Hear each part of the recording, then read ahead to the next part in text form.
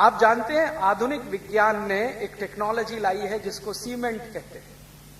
Cement की maximum life कितनी है? कितनी है? 2500 साल, मैक्सिमम 100 इयर्स। दुनिया के सीमेंट तकनीकी में काम करने वाले सभी वैज्ञानिक कहते हैं कि सीमेंट की अधिकतम जिंदगी 100 साल है। लेकिन कुछ वैज्ञानिक तो यहां तक कहते हैं कि अधिकतम जिंदगी की परिभाषा क्या?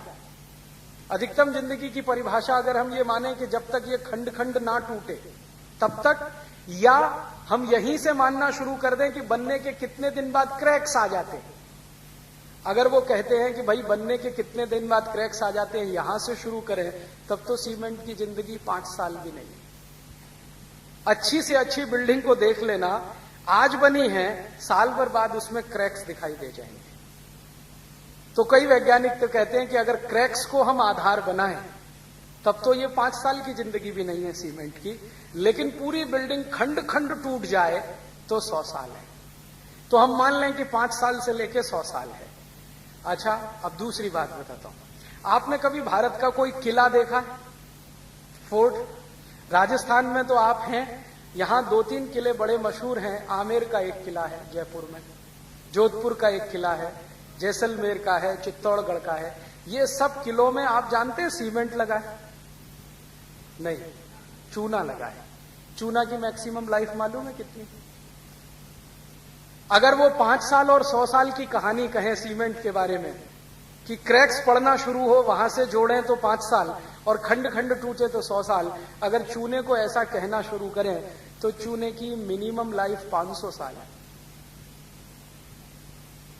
और मैक्सिमम लाइफ 2 से 2500 साल। भारत के जितने भी किले हैं ना, आमेर में देखो या चित्तौड़गढ़ में या दक्षिण में चले जाओ या पश्चिम भारत में, बहुत सारे किले 250-300 साल से लेकर 1000-1200 साल पुराने, और इनमें दीवारों में क्रैक्स नहीं है। पत्थर उखड़कर गिर जाएगा, क्रैक नहीं आएगा कभी। मतलब क्या है? मतलब यह है कि चूने की टेक्नोलॉजी सीमेंट से कुछ ऊंची तो है। और आप जानते हैं सीमेंट और चूने का रॉ मटेरियल एक ही है,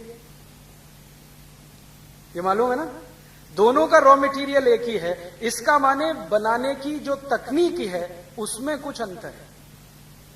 सीमेंट उसी रॉ मटेरियल से बनता है जिससे चूना बनता है, बस अंतर इतना है कि सीमेंट यूरोप में बना है, चूना भारत में बना है।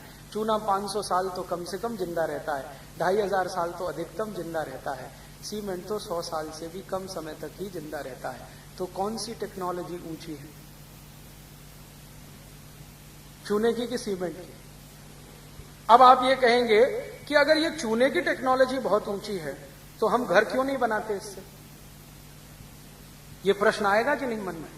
हाँ, तो इस प्रश्न का उत्तर ये है कि हम चूने से ही घर बनाया करते थे आज से 150 साल पहले तक। जितने घर आप देखो ना भारत में पुराने 150 साल 200 साल, वो चूने से ही बने हैं। हम 150 साल पहले तक सभी भारतवासी चूने से ही घर बनाते थे, और जो भारतवासी थोड़े गरीब होते थे वो मिट्टी से घर बनाते थे। और अभी भी कुछ भारतवासी गिने चुने हैं जो चूने से बनाते हैं, लेकिन मेजॉरिटी में आज सीमेंट इस्तेमाल करते हैं। पिछले 150 साल में हुआ ये कि जो देश में चूना बनाने की टेक्नोलॉजी डेवलप हुई हजारों साल में, अंग्रेजों ने उस टेक्नोलॉजी को बैन किया था। और इस देश में पता है अंग्रेजों ने क्या किया था? 1850 के आसपास एक कानून बना दिया था कि चूने का काम करना गैर कानूनी है और सीमेंट से घर बनाना कानूनी है। तो हुआ ये कि जो लोग चूने से घर बनाए, अंग्रेज सरकार जेल में डालती थी उनको, उनके घर तोड़ दिए जाते थे, बुलडोजर ला ला के उनके घर पे चला दिए जाते थे। जो सीमेंट से बनाए उनका एप्रिसिएशन होता था। कारण क्या था? अंग्रेजों को अपनी कंपनियों का सीमेंट बिकवाना था इस देश में और चूने की इंडस्ट्री को खत्म करना था। आप जानते हैं कि चूना और सीमेंट का रॉ मटेरियल एक ही है। तो अंग्रेजों ने क्या किया कि यहां से जो चूने का रॉ मटेरियल है वो सब शिप्स में भर भर के इंग्लैंड भेजना शुरू किया। वहां से वो सीमेंट बन के भारत में आना शुरू हुआ। हमको चूना मिलता नहीं था घर में बनाने के लिए, सीमेंट आसानी से उन्होंने उपलब्ध करा दिया। तो भारत में पहले चूना बनाने के छोटे छोटे केंद्र होते थे, छोटे छोटे, लगभग हर गांव में एक, कभी कभी 2 गांव के बीच में एक चूने बनाने के केंद्र आपने कभी देखे हो तो उसमें कोई बड़ी भारी मशीन नहीं लगती है, एक छोटा सा खड्डा खोदा जाता है सर्कुलर, कुछ करीब करीब 5-6 फीट गहरा होता है, और एक मोटा सा पत्थर का पहिया बनाया जाता है। उस पहिए के नीचे चूने का जो रॉ मटेरियल है, स्टोन, जिस स्टोन से चूना बनता है, जिसको लाइम स्टोन कहते हैं, वो छोटे छोटे टुकड़ों में तोड़कर उस सर्कुलर शेप की जो खाई है ना, ट्रेंच, उसमें डाल देते हैं। उसके ऊपर वो पत्थर घुमाया जाता है और इसके ऊपर बीच बीच में दूध डाला जाता है।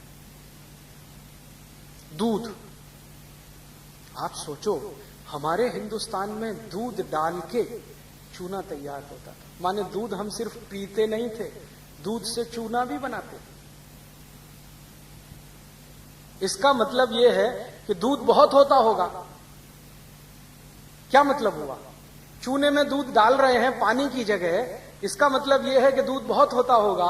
तो हमने सुना है कि इस देश में दूध दही की नदियां बहती थी, तो नदियों में पानी की जगह दूध नहीं बहता था, दूध का उत्पादन बहुत होता था। और वो दूध इतना होता होगा कि पीते पीते बच गया तो हम उससे नहाते भी थे। आपने सुना है इस देश में कहते हैं दूधो नहाओ, कभी ये सुना है लक्स नहाओ पूतो फल, या किसी से सुना पियर्स नहाओ पूतो फलो, या Johnson and Johnson baby soap नहाओ पूतो फलो? हर बार हम यही कहते हैं दूधो नहाओ पूतो फलो। तो लोग नहाते होंगे दूध से, नहीं तो ये आई कैसे कहावत? और उसका प्रमाण आज भी दिखाई देता है कि हम शंकर भगवान को तो महाशिवरात्रि पर दूध से ही नहलाते हैं, या साबुन लगाते हैं, दूध से नहलाते हैं कि ना? तो शंकर जी भी दूध से नहाते हैं, भक्त भी नहाते होंगे। तो दूध बहुत था, उपयोग करने के बाद बचता होगा, तो चूना बनाने में इस्तेमाल होता था। और चूने को बनाने में बस इतना सा ही लगता है, एक सर्कुलर, वो मैंने कहा ना ट्रेंच, एक पत्थर का पहिया और उसको चलाने के लिए बैल, बस इतना ही लगता है। और रॉ मटेरियल लाइमस्टोन थोड़ा थोड़ा तोड़ तोड़ के डाल दिया, दूध डालते डालते पीसते गए, दूध डालते गए, पीसते गए, दूध डालते गए, 25-30 दिन में वो तैयार होता है। फिर उसको जब कंस्ट्रक्शन में इस्तेमाल करो तो उसमें जो बॉन्डिंग फोर्स है वो इतना ताकतवर है कि 2500 साल तक उसे कोई हिला नहीं सकता।